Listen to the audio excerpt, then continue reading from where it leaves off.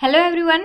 आज हम पढ़ेंगे क्लास 8 का मैथ चैप्टर नंबर 1 और इस चैप्टर का आज हम एक्सरसाइज 1.3 पढ़ने वाले हैं। एक्सरसाइज 1.3 का क्वेश्चन नंबर 9 तक का सॉल्यूशन हमने पिछले वीडियोस में कर लिया है, ठीक है। अगर आपको क्वेश्चन नंबर 1 से लेकर क्वेश्चन नंबर 9 तक का सॉल्यूशन चाहिए तो आप पहले मेरे डिस्क्रिप्शन बॉक्स में चेक करें, वहाँ पे आपको एक लिंक मिल जाएगा। आप अगर उस लिंक को क्लिक करेंगे तो वहाँ पे आपको सारी वीडियोज़ मिल जाएगी, ठीक है। तो चलिए आज की वीडियो स्टार्ट करते हैं। तो अब क्वेश्चन नंबर 10 देखते हैं। क्वेश्चन नंबर 10 में क्या कह रहा है, बताइए। इसमें कुछ क्वेश्चन दिया हुआ है नीचे। ऐसी परिमेय संख्या जिसका कोई व्युत्क्रम नहीं हो। व्युत्क्रम मतलब क्या होता है, गुणात्मक प्रतिलोम, ठीक है। तो ऐसी परिमेय संख्या जिसका कोई गुणात्मक प्रतिलोम ना हो। गुणात्मक प्रतिलोम क्या होता है कि कोई एक परिमेय संख्या है a/b, तो उसमें से हमें उसमें से क्या गुना करना है कि उसका जो गुणनफल आए वो 1 आए। तो इसका हल क्या हो जाएगा, हमारा शून्य हो जाएगा, 0 हो जाएगा। क्यों हो जाएगा, तो देखिए गुणात्मक प्रतिलोम क्या होता है, a/b कोई परिमेय संख्या है तो इसमें से हमें क्या गुना करना है कि 1 आए, तो हम लोग b/a गुना करते हैं। अब कोई भी नंबर हम लोग ले लेंगे, ठीक है। तो 1, 2, ठीक है, 2/1, 1/2 ये सब कोई नंबर ले लेंगे तो इसका गुणात्मक प्रतिलोम कुछ ना कुछ तो होगा ही। लेकिन 0 का क्या कोई गुणात्मक प्रतिलोम है? 0 को किसी नंबर से गुना करके हम लोग 1 ला सकते हैं क्या? तो 0 को किसी भी नंबर से गुना करेंगे तो वो 0 हो जाएगा, 1 नहीं होगा। लाना क्या है, हमें 1 लाना है, ठीक है। तो यहाँ पे इसका आंसर क्या हो जाएगा, 0 हो जाएगा। तो देखिए उसके बाद क्वेश्चन नंबर बी, परिमेय संख्याएं जो अपने व्युत्क्रम के समान है। परिमेय से यहाँ पे क्या बोला गया, संख्याएं मतलब एक से ज्यादा संख्या हो सकती है, ठीक है।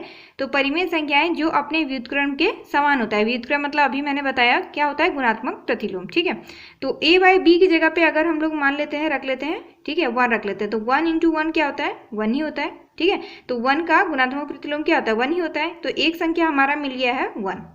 दूसरा क्या हो सकता है, अगर कोई दूसरा नंबर हम लोग मान लेते हैं 3/2, तो 3/2 का गुणात्मक प्रतिलोम क्या 3/2 ही होता है? नहीं, इसका उल्टा होता है 2/3, तभी तो हमारा 1 आता है। तो और एक नंबर क्या हो जाएगा, -1 हो जाएगा, ठीक है। तो -1 को -1 से गुना करेंगे क्योंकि -1 का उल्टा क्या होगा, -1 ही होगा, ठीक है। तो -1 से अगर हम लोग गुना करते हैं तो माइनस माइनस प्लस हो जाता है, 1 × 1 1, ठीक है। तो यहाँ पे हमारा 1 आ जाता है।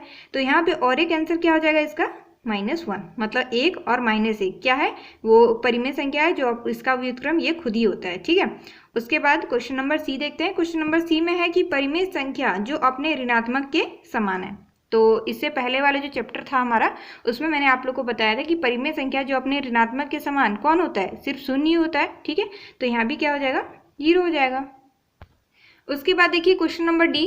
क्वेश्चन नंबर डी क्या कह रहा है कि क्या परिमेय संख्याएं भाग के अंतर्गत सदैव समृद्ध है, ठीक है। तो इसके लिए हमें भाग का समृद्ध गुण देखना पड़ेगा।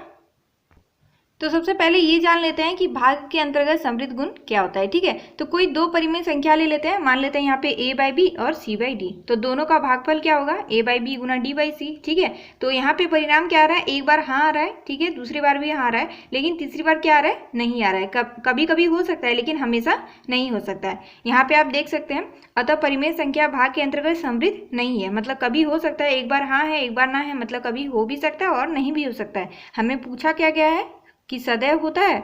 देखिए यहाँ पे है कि किन्हीं दो परिमेय संख्याओं a/b तथा c/d के लिए a/b भागा c/d भी एक परिमेय संख्या है यदि और केवल यदि c ≠ 0 होगा, ठीक है। तो यहाँ पे देखिए हमें पूछा क्या गया है कि सदैव समृद्ध होती है। अगर पूछता है कि हो सकती है तो हम लोग हाँ लगा सकते हैं, ठीक है। लेकिन यहाँ पे पूछ रहा है कि सदैव समृद्ध होती है, तो क्या लिखेंगे हम लोग हल में, नहीं, सदैव नहीं होती है, अभी मैंने दिखाया, ठीक है। क्वेश्चन नंबर डी हो गया। अब हम लोग क्वेश्चन नंबर ई देखेंगे।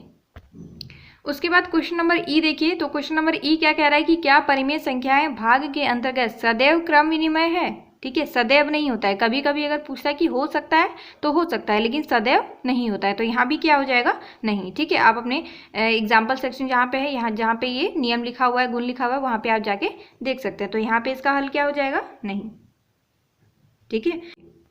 तो अब क्वेश्चन नंबर एफ देखते हैं कि क्या परिमेय संख्याएं भाग के अंतर्गत साहचर्य है। तो चलिए सबसे पहले देखते हैं कि भाग के अंतर्गत साहचर्यता क्या होता है।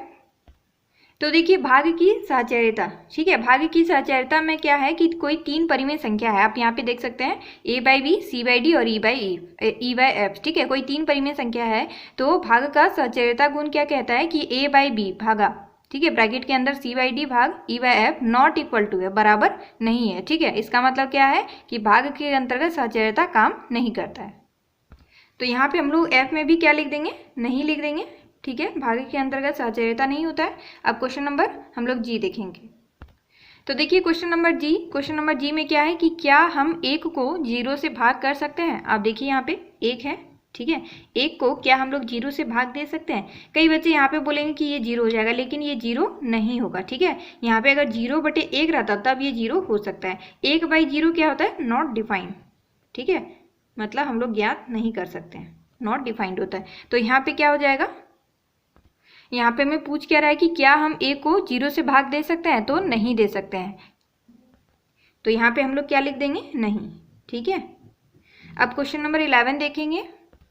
तो देखिए क्वेश्चन नंबर 11 क्या है, रिक्त स्थानों को भरिए, ठीक है, कुछ खाली स्थान दिया हुआ है, उसमें जो भराएगा वो हमें भरना है, ठीक है। शून्य का व्युत्क्रम डैश है, तो शून्य का व्युत्क्रम क्या होता है, शून्य का कोई व्युत्क्रम होता ही नहीं है, ठीक है। तो हम लोग क्या लिख देंगे कि शून्य का व्युत्क्रम नहीं है, ठीक है। तो हम लोग इसका सॉल्यूशन में लिख देंगे 11 का ए, यहाँ पे लिख देंगे हम लोग नहीं, ठीक है। उसके बाद देखिए बी नंबर, संख्याएं डैश तथा डैश स्वयं के व्युत्क्रम है, ठीक है। तो अभी इससे पहले वाले में मैंने बताया कि स्वयं का व्युत्क्रम कौन कौन है, 1 और -1। तो यहाँ भी हम लोग क्या भर देंगे, बी नंबर में होता है 1 तथा, मतलब यहाँ पे एक जगह पे 1 भराएगा और एक जगह पे -1, ठीक है। ये हो गया हमारा बी नंबर। अब सी नंबर देखते हैं, परिमेय संख्या तथा उसके व्युत्क्रम का गुणनफल डैश होता है। तो परिमेय संख्या तथा उसके व्युत्क्रम मतलब क्या, अभी क्या बताया, गुणात्मक प्रतिलोम, ठीक है। तो कोई एक परिमेय संख्या a/b है, तो उसका गुणात्मक प्रतिलोम क्या हो जाएगा, b/a, ठीक है। तो ये कट के क्या हो जाता है, 1 आ जाता है, गुणनफल क्या आता है, 1 आता है। तो सी नंबर में क्या लिख देंगे हम लोग, 1। तो ये हो गया हमारा क्वेश्चन नंबर सी तक। अब क्वेश्चन नंबर डी देखते हैं, दो परिमेय संख्याओं का गुणनफल हमेशा डैश होता है, ठीक है। तो गुणन के अंतर्गत समृद्ध गुण में क्या बताता है कि कोई दो परिमेय संख्या है, ठीक है, मान लेते हैं a/b और c/d। तो इन दोनों का गुणनफल क्या होगा, a गुना c बटे b गुना d हो जाएगा, और ये भी क्या होगा, एक परिमेय संख्या होगा, ठीक है। तो यहाँ पे हम लोग क्या लिख देंगे, दो परिमेय संख्याओं का गुणनफल हमेशा एक परिमेय संख्या होता है। यहाँ पे लिख देंगे हम लोग परिमेय संख्या, या फिर होता है नहीं भी लिख सकते हैं, परिमेय संख्या है, ठीक है, यहाँ पे है लिखा हुआ है। तो इसी तरीके से हमें समझते हुए बनाना है, ठीक है। किसी भी चीज़ को रटना नहीं है कि इस जगह पे यहीं पे भराएगा, कैसे भराएगा हमें वो समझना है। तो अब आगे बढ़ते हैं, डी नंबर तक हो गया। अब ई नंबर, किसी धनात्मक परिमेय संख्या का व्युत्क्रम क्या होगा, ठीक है। व्युत्क्रम मतलब यहाँ पे गुणात्मक प्रतिलोम के बारे में बोला जा रहा है, ठीक है। गुणात्मक प्रतिलोम क्या होता है, उसका उल्टा। तो कोई धनात्मक परिमेय संख्या होगा तो उसका उल्टा क्या होगा, धनात्मक ही ना होगा, तभी तो उसको गुना करके हम लोग 1 ला पाएंगे। अगर एक धनात्मक हो जाएगा और दूसरा ऋणात्मक हो जाएगा तो -1 नहीं आ जाएगा, ठीक है। तो धनात्मक का क्या होगा, धनात्मक ही, ऋणात्मक का क्या हो जाएगा, ऋणात्मक ही होगा, ठीक है। तो ई और एफ में, ई में क्या हो जाएगा, धनात्मक, ई में हो जाएगा हमारा धनात्मक, और एफ में क्या हो जाएगा, ऋणात्मक, क्योंकि यहाँ पे क्या पूछा गया है, ऋणात्मक परिमेय संख्या का व्युत्क्रम। यहाँ पे क्या लिख देंगे हम लोग, ऋणात्मक, ठीक है। अब क्वेश्चन नंबर जी, तो क्वेश्चन नंबर जी देखिए, 1/x, जहाँ पे x क्या है, 0 नहीं है, ठीक है, का व्युत्क्रम क्या होगा। अब 1/x है, 1/x का हमें व्युत्क्रम लिखना है। तो आप जानते हैं कि गुणात्मक प्रतिलोम क्या होता है, a/b गुना b/a बराबर 1 होता है। तो a/b क्या है, यहाँ पे x है, ठीक है। गुना किससे करना है, b/a से। तो यहाँ पे x ऊपर चला जाएगा और 1 नीचे आ जाएगा, गुणात्मक प्रतिलोम क्या हो गया, x हो गया, तभी तो यहाँ पे 1 आएगा। तो यहाँ पे हम लोग क्या लिख देंगे, x लिख देंगे, जी नंबर में क्या आएगा, x, ठीक है। 1/x का व्युत्क्रम क्या हो जाएगा, x हो जाएगा। अब देखते हैं h नंबर, किसी परिमेय संख्या का 0 से विभाजन डैश है, ठीक है। अभी ऊपर वाले में देखिए ये बिल्कुल सेम ही है, ठीक है, ये जी नंबर, यहाँ का जी नंबर और ये वाला। तो क्या हम 1 को 0 से भाग दे सकते हैं, 1 भी तो एक परिमेय संख्या है, ठीक है। तो किसी भी परिमेय संख्या का 0 से विभाजन क्या होता है, हमेशा एक, सॉरी, नॉट डिफाइंड होता है, मतलब हम लोग संभव नहीं है, उसको ज्ञात नहीं कर सकते हैं। तो यहाँ पे क्या लिखेंगे हम लोग, नॉट डिफाइंड लिख देंगे, नॉट डिफाइंड, या फिर हिंदी में क्या लिखेंगे हम लोग, संभव नहीं है, ठीक है। तो ये हो गया हमारा क्वेश्चन नंबर 11 तक का सॉल्यूशन। अब हम लोग क्वेश्चन नंबर 12 करेंगे। तो देखिए क्वेश्चन नंबर 12 क्या कह रहा है कि उत्तर दीजिए। इसका पहला सवाल देखते हैं कि क्या -1 सही 1/8 का गुणात्मक प्रतिलोम 8/9 है, क्यों अथवा क्यों नहीं। अगर है या नहीं है तो हमें कारण भी लिखना है कि क्यों है, ठीक है, और क्यों नहीं है। बी नंबर है क्या 3 सही 1/3 का गुणात्मक प्रतिलोम 0.3 है, क्यों अथवा क्यों नहीं। ठीक है, तो एक एक करके बनाते हैं। तो यहाँ पे हम लोग देख सकते हैं कि एक माइनस का हो जा रहा है, एक प्लस का हो जा रहा है। तो सबसे पहले हम लिख देंगे यहाँ पे नहीं, ठीक है, गुणात्मक प्रतिलोम। क्योंकि कारण लिखने बोला है तो क्योंकि लिख देंगे, क्योंकि यहाँ पे इसको सॉल्व करेंगे, मिक्स फ्रैक्शन है, ठीक है, इसको सॉल्व करेंगे। तो सॉल्व करेंगे तो क्या आएगा, -1 सही 1/8 है, ठीक है। तो ये हो जाएगा 8 गुना -1 जोड़ 1/8, ठीक है। तो -8 जोड़ 1/8 मतलब क्या हो जाएगा, -7/8, ठीक है। इसके जगह पर क्या आ गया, -7/8।